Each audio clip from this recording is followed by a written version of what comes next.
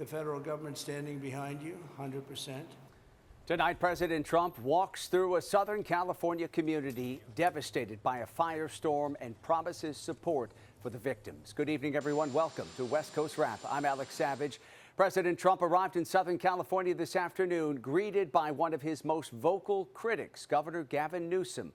Both leaders say they are looking ahead now to the recovery following those devastating fires. The president's visit today included a walk through some of the neighborhoods that were destroyed by the Palisades fire, and he spoke with victims along the way. He also thanked firefighters for their tireless work to get those massive fires under control. And while Trump rarely sees eye to eye with Governor Newsom, both of them today commented and said that they would work together to ensure that fire-damaged communities make a comeback. Your governor met us at the plane, and we had a good talk, very, very positive talk. We have to work together to get this really worked out. Thank you for being here. It means a great deal to all of us, and not just the folks in Palisades, the folks in Altadena that were devastated. We're going to need your support. We're going to need your help. You were there for us during COVID. I don't forget that. And I have all the expectations that we'll be able to work together to get this speedy recovery. We will. We're going to get it done. The president suggested that federal aid may be conditional on California changing policies on water and voter ID requirements. Now, the president will be in Nevada tomorrow. He's expected to talk about his no tax on tips plan that he spoke about during the campaign. That will happen during a rally in Las Vegas, and roughly 2,000 people are expected to be on hand for that event. We turn now to the latest on the fires in Southern California, and the Border 2 fire grew by thousands of acres overnight, prompting evacuations in some parts of San Diego County. This is burning on Otay Mountain near the border. Some small nearby communities have been ordered to evacuate. There are no reports, though, of any damage to homes or structures at this point. More than 6,000 acres have burned, and containment on that fire stands at 10%. Crews also making a lot of progress on Southern California's destructive fires. The Palisades fire is 79% contained tonight after burning 23,000 acres. And the Eaton fire in Altadena is 95% contained after charring 14,000 acres. Also tonight, containment on the Hughes fire near Castaic Lake has jumped to 79% after burning more than 10,000 acres. At least 28 people have died in those two biggest fires in Southern California, and more than 16,000 homes and other structures have been destroyed by the flames. Tonight, time is running out for first responders preparing those fire zones for the next threat. KTVU's Roberta Gonzalez shows us how they're working to prevent mudslides when rain arrives this weekend. Residents have a lot to worry about. I'm standing outside of Pacific Coast Highway. We keep seeing a lot of workers and a lot of fire department stations, their rigs from Washington, Oregon, Idaho, Utah, and also the Las Vegas area. They're all coming here because we have major concerns now after the fires. Take a look at this hillside. I'm outside of Pacific Palisades, and you can see the burn scarred areas of this particular mountainside. And then also on the other side of me here, you could see the erosion. And because of all this damage that is done, residents are concerned about now rain in the forecast. Here's what one person had to say. We had mudslides last year when we had all the rain, without all the fire and the devastation. So yeah, I am kind of concerned about that. That was Carrie Galpin, and she is very concerned because of a number of different things. We've had massive wildfires. Burn scarred danger is one of her concerns. Also the mudslides, flooding, the potential of landslides, and of course, ocean pollution from debris flows. Now, because of all these new worries and the development with the whiplash in the weather, Governor Newsom has gathered forces with Mayor Bass, and together they've decided to start installing K-rails. You may ask, what is a K-rail? Well, it's a concrete barrier. Usually you see them around stadiums to divert traffic in one direction or another. Now they're being utilized to keep debris flows from occurring on Pacific Coast Highway, and other highways as well, or roadways, and to keep back the landslides and potential mudslides as well. Now, I want to give you a good idea of something, a bird's eye view. This was old Malibu just 3 weeks ago. Look at the big blue, wide sky. And look at the pristine coastline that all of America envies. Now we bring you back to this. I'm outside of one of the damaged and destroyed homes here, somebody's vehicle. This paint has been scraped away by fire, right? And then when I look inside, I see all these plastics, all this ash and rubble from heavy metals. In fact, when I come around to this side, you could see where the rubber on the tires have actually melted all the way to its core. So all the ashes from all of this goes right up into the air. You compound that with rain. What happens? It ends up potentially right there in our big blue Pacific Ocean. Lots of concerns out here, but it's a sunny day, so it's a work day to get out and get things done. Reporting from Malibu, I'm Roberta Gonzalez, KTVU, Fox 2. Certainly a lot of work to do before the wet weather arrives this weekend. Let's give you a live look tonight at the conditions in Los Angeles, looking off toward the downtown area here. And you can see from this shot, things are dry right now. But again, as we've talked about, that is going to change over this coming weekend in Southern California. They're getting rain for the first time in a long time. Let's bring in KTVU meteorologist Mark Tamayo, who is tracking this system and the conditions across the West. Hey, Mark. Hi there, Alex. Yeah, increasing confidence they will get some rain in the fire zones this weekend. As of now, the National Weather Service is saying about a 5 to 10% chance of significant debris flow in the fire zone. So kind of on the lower end of the probability, but still something we have to keep an eye on. Here is the forecast model showing you the rain developing up in the Central Valley and then spreading towards Southern California, especially on Sunday. So that's the pattern we're watching out for. As you can see right around the Hughes fire, this is nice to report.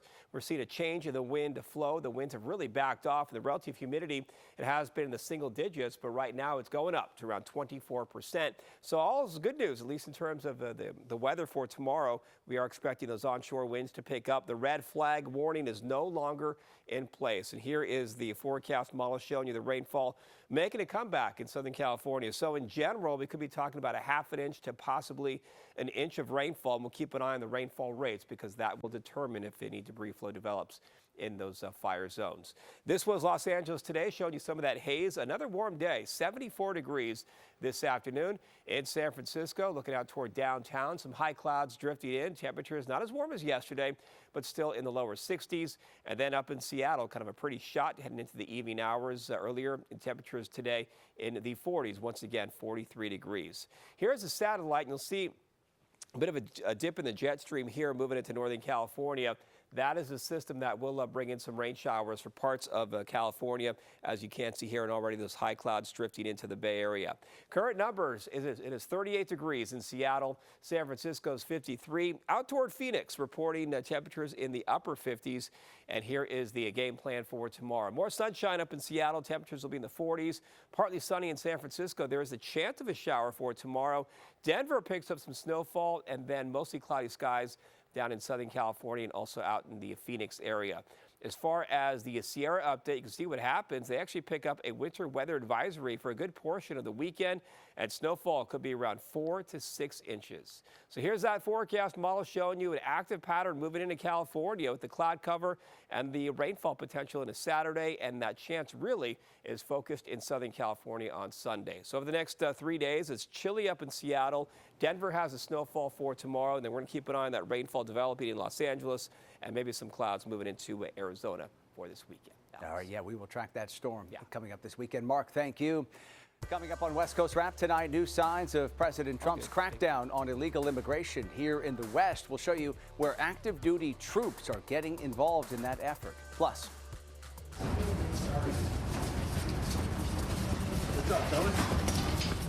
some tense moments outside the Los Angeles courthouse where rapper A$AP Rocky is facing trial on assault charges.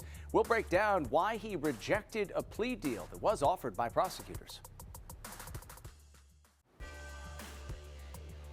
And welcome back. You're watching West Coast Wrap tonight. Active duty troops have arrived along California's southern border to help the Trump administration carry out a crackdown on illegal immigration.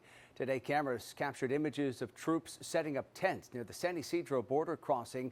Earlier this week, the Trump administration said an initial deployment of troops would be sent to this area in Southern California, as well as El Paso, Texas. The Pentagon says the troops will be flying helicopters to assist Border Patrol agents and will be helping with deportation flights. It remains to be seen if those troops will be tasked with law enforcement activities.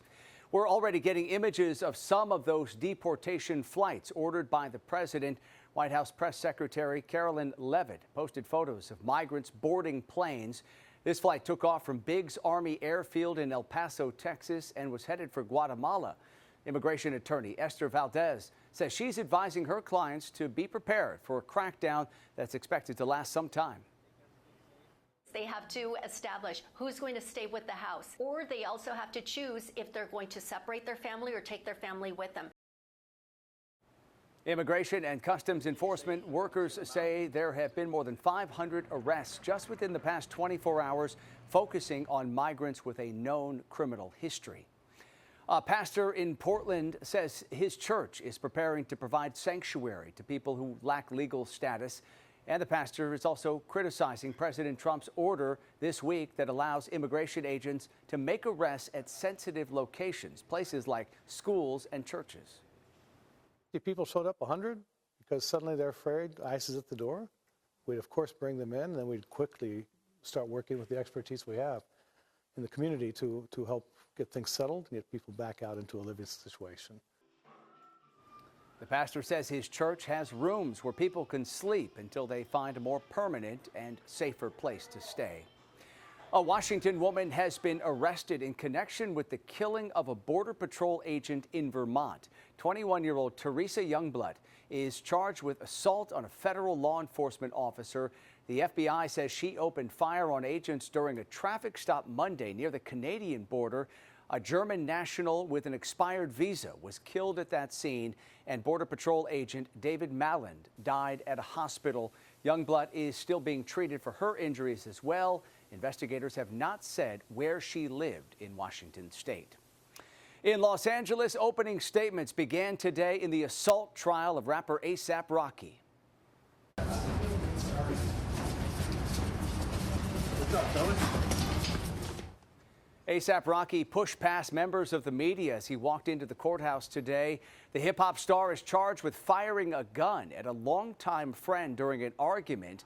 And this day began with some drama as A$AP Rocky's attorney took issue with a last-minute ballistics report from prosecutors and called for a trial delay. The judge denied that request. And this trial is moving forward after A$AP Rocky rejected a plea deal from prosecutors that would have required him to serve just 180 days in jail. I talked with TMZ's Charles Ladaboudiere about that risky decision.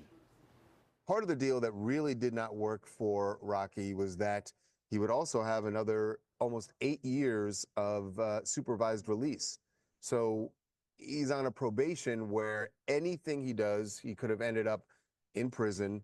That was just too much for him. And also, he said, you know, a big part of his income are these deals that he has. Even though he's a rapper, he's really into the fashion world, and those deals would have gone away. So for him, this plea deal was no deal as far as his career was concerned.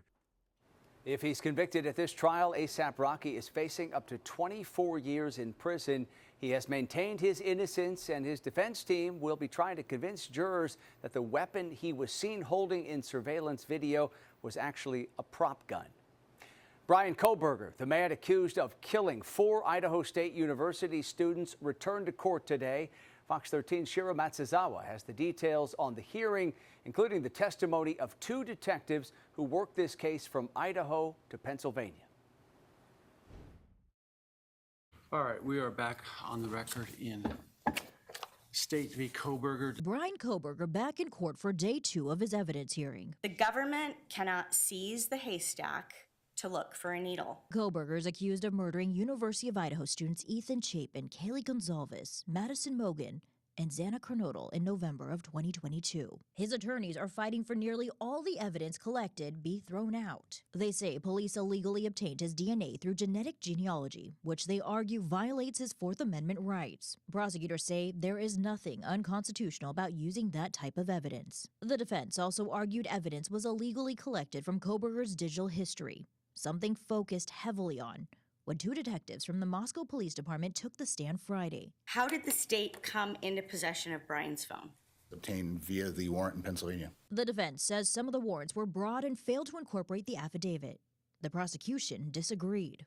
Each one of them listed that they were specific to the type of crime, the location, and all but one of them had temporal limitations. One detective also talked about the moments leading to Kohberger's arrest. You were in Pennsylvania for Mr. Kohberger's arrest, correct? Yes, ma'am.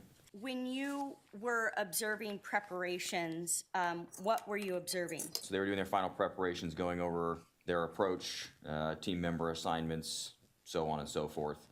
This was all done via basically a briefing in front of everybody.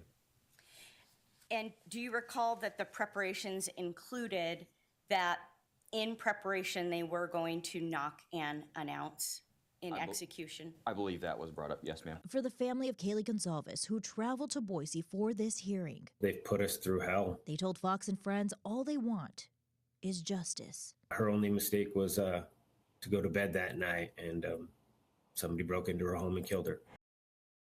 And that was Fox 13's Shiro Matsuzawa reporting tonight. The judge said he would issue a ruling when it comes to that motion to suppress at a later time. The judge has also not yet decided if there will be a separate hearing on whether a law enforcement officer lied or provided false information to get a search warrant in collecting Kohberger's DNA. Police in Washington are investigating a scam that cost an elderly couple their life savings. The suspect is Zichao Wang, a Chinese national living in California. Police say he traveled to Linwood, Washington to meet up with the couple and pretended to be a federal agent. Authorities say he stole more than $600,000 from the couple after convincing them to buy gold bars with their savings. Authorities say this scam started with a phony pop-up on the victim's computer, and that suspect is in custody tonight. One of President Trump's biggest decisions so far since taking office came on day one when he wiped clean the records of nearly everyone who took part in the riot at the U.S. Capitol back on January 6th of 2021. And as KTVU's Henry Lee shows us, that includes many defendants from the San Francisco Bay Area. Retired Santa Clara engineer Patrick Bournes got 4 months in federal prison after pleading guilty to taking part in the U.S. Capitol invasion. The FBI says these photos show Bournes confronting police officers in a tunnel in Washington, D.C. on January 6, 2021. But now, Bournes and many other Bay Area residents are among hundreds of so-called J6 participants who've been pardoned by President Trump. Dyke Hewish is an attorney who represented Bournes and other J6 defendants. He is a responsible, patriotic American. And I'm glad, and I know he's happy that he has received this pardon and will be restored to his full rights. Deneen McAndrew of Orange County spent more than 2 months at the now-closed federal prison in Dublin for her role in the invasion. Our cases were tried differently from other cases, and I believe we were treated unfairly. I believe we were overcharged. Trump's executive order also led a judge on Wednesday, just 9 days after the case was filed, to toss charges against Frank Giorgi Jr., who helps run Molinari Salami in San Francisco. David Lim, a former prosecutor and defense attorney, says Trump has the power to pardon, but that the blanket nature of it all is concerning. Because it doesn't seem to be well thought out. It seems to kind of cast a very wide net for purely political purposes. Former FBI agent Andrew Black says rank-and-file agents are upset at both Trump and his predecessor, who commuted the life sentence of Leonard Peltier, who killed 2 FBI agents. We're upset because even the most culpable individuals in the January 6th incident were released and pardoned. And they're very upset with the Biden administration for releasing Leonard Peltier. I hope that this will begin the end of what has been a long national nightmare, and that both sides can get back to real justice. I've been seeing a lot of dismissals in current cases reflected in court records. Now, for those who have already served their sentences, many of them are awaiting their official certificates of pardon. Henry Lee, KTVU, Fox 2 News. Coming up tonight here on West Coast Wrap, a West Coast relic beats expectations on the auction block. Tonight, we'll tell you about the winning bid for a piece of Alaska's past. Plus, fears about uranium on campus at Utah State University. Students frustrated with repeated evacuations.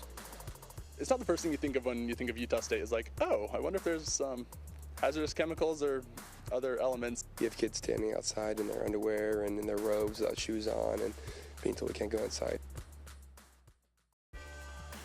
Concerns about the possibility of uranium inside a dorm at Utah State University have prompted evacuations on the campus twice over the past week.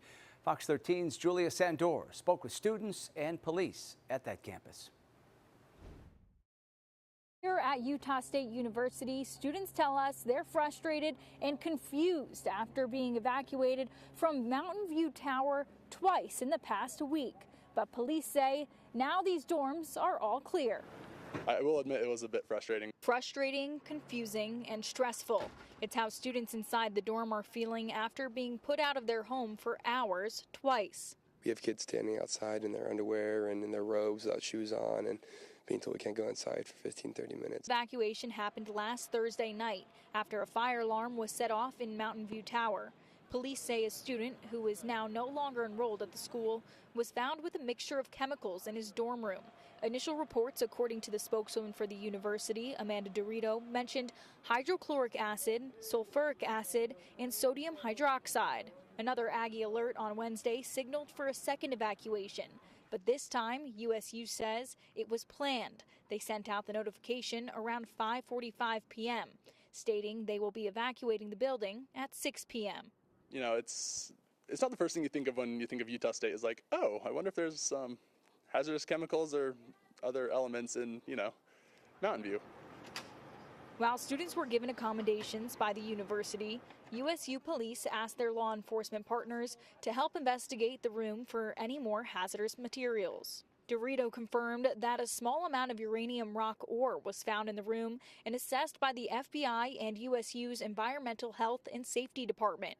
She says uranium ore is generally safe in solid form in small quantities, as long as it is handled and stored properly. For this specific situation, I will say that all the items that were found throughout all those periods were commercially available items. The university's chief of police, Jason Bree, says they wanted to operate with caution, keeping student safety at the forefront.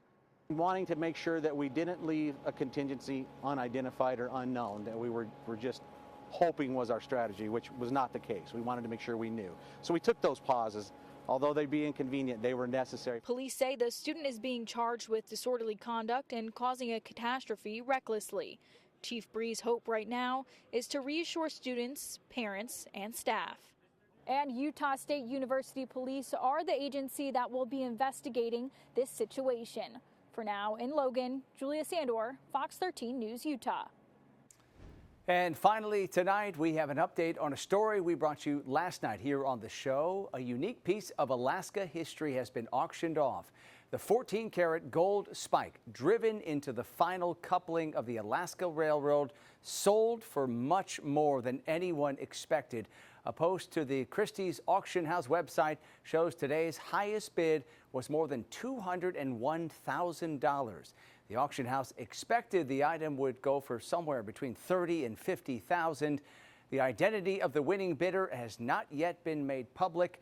President Warren Harding drove that spike on the Alaska Railroad back in 1923, and completion of that project marked the launch of a system to easily bring coal and other natural resources out of the Alaska wilderness. But clearly, somebody really wanted to get their hands on that gold spike. That does it for West Coast Wrap tonight. We appreciate you watching. And a quick reminder, before we head out tonight, you can stay up to date on all the big stories we're covering across the West Coast at our website. It's westcoastwrap.com. And stream our shows for free on your smart TV with the free Fox Local app. Have a great night.